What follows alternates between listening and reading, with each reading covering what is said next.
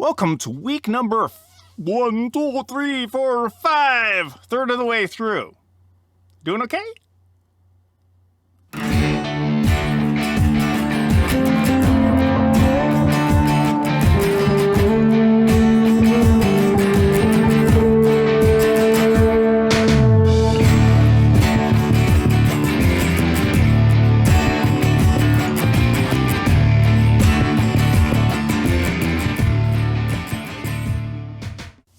Welcome, everybody, to week number 5. Hopefully, things are going well for you. Hopefully, you're caught in. We got a lot of stuff to talk about, so let's jump right into it. Apart from the fact that I just got your profile submissions, I'd be a little bit further along if this little thing didn't show up. Yes, I somehow have ended up with cat number 3. I think we're naming this one Oreo. I don't know if we're sold on that one or not. She's cute, though. What else did I do fun this weekend? Well, I also introduced my wife to the really cool show, Cowboy Bebop. I don't know if any of you are familiar with it or not, but it's a good one.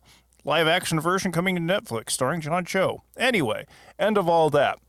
While I haven't graded your classes, profile essays to this point, I have graded them from 3 other classes. Plus, I've given this assignment before, so there's a number of things I can tell you about the profile so far, and many of these might actually deal with your kind of issues. So, the things I have learned so far.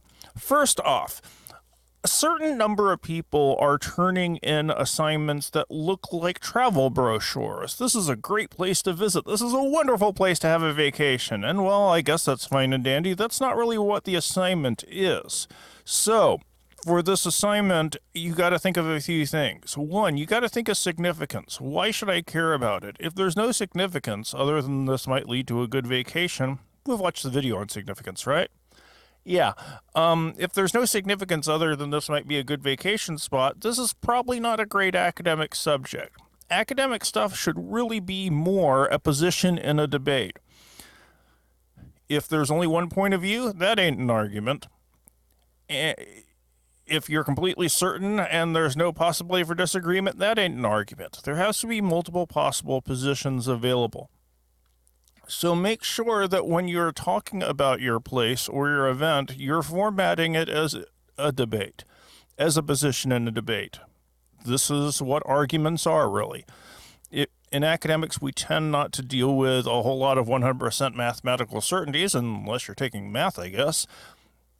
We're more interested in how you can support arguments. So, position in a debate. You also shouldn't be subtle with this argument. You should hit the reader over the head with it. And what I mean by this is the thesis statement and the topic sentences are the places in an academic paper where you should be explicit, direct, to the forefront. Ideally, I'd like to think that you should be able to read the thesis statement and topic sentences and get a pretty good idea of what the actual argument is. And that's going to inform the way I read your papers. We talked about this, stupidly literal, stupidly critical. So, make sure that you are not subtle with your argument, make sure it's a position in a debate, and make sure it's at the center of your paper. Thesis statement, that it's telling me how each paragraph fits into the larger argument. Topic sentences. These things are important. You also have to get to deal with specifics. There were a certain number of people who would talk about a place and talk about the importance of the place without actually talking about the place itself, the physical layout, or the event itself, the specific things that went on. Specifics are where arguments live. It's where evidence lives. If you get into specifics, you're able to tell your reader details that they can keep in mind. Most readers cannot keep big, vague generalities in mind unless they have something to relate it to. So, for the profile, since it's an analysis of a place or event, tell us specifically about the place or event. There are some other nitpicky things. Word automatically puts in 8 points of spacing in between paragraphs, and you need to make sure you're getting rid of that. I put the graphic in the folder where all these things are due, but layout tab, spacing before and after should both be set to 0. Now, keep in mind, when I get these things back to you, it should be by the end of the week, I'll give you comments broken down into two sections. Higher order stuff, that's stuff in terms of argument, evidence, logic. Then lower order stuff in terms of the mechanics, the grammar, the nitpicky stuff. I will give you a number grade, and I'll send out an announcement via Remind when the class's profiles are already all done. From that point onward, you can read and look at your stuff, see if you figured out what you did wrong, and then you can always fix your paper. We have revision in this class for 3 of the 4 major assignments. The only reason we don't have revision on the profile is because it's due at the end of the semester. But the other 3 you can revise, and you can revise as much as you want. If you remember from the syllabus quiz, the process for revising papers is spelled out on the major assignment sheet. While the assignments are graded qualitatively, you're allowed to revise your work for grade reconsideration. You have to compose a revision plan. You're not going to bring it to me during office hours since we're doing remote office hours. You'll contact me via Remind, give me a set of your availability. I'll schedule you, then we'll meet via Blackboard Collaborate. You should be able to tell me what you have wrong in your paper and what you plan to fix it. If you have questions or don't understand anything, this is the time where you can ask me about them. But by the end of the conference, I want to know that you have some kind of plan of attack. From that point onward, you have until, I think it's week 13. It's in the syllabus, the specific late work revision time. But the sooner you get me a revision, the sooner I can grade it. And if you're still not happy with your grade, I often have people who do 2 or 3 revisions. So really, there's no excuse to get a low grade on these papers. You can revise and fix them, and I'm happy to work with you on such things. Now, let's talk about the stuff we have coming up this week.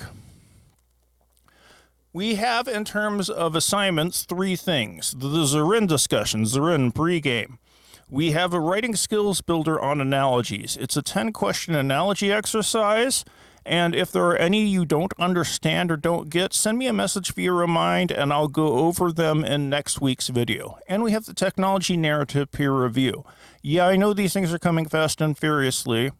Ideally, I'd love to give you more time, but we only have so much time in the semester, and you can revise these things. So as good of a draft on the technology essay as you can do. And we're following the exact same procedure we did for the last one. In terms of our videos, we have a video going over Didion from last week. I have one going over the types of arguments, and this expands on the thesis statement thing we've already talked about into what makes a better argument, what makes an argument that reaches towards importance.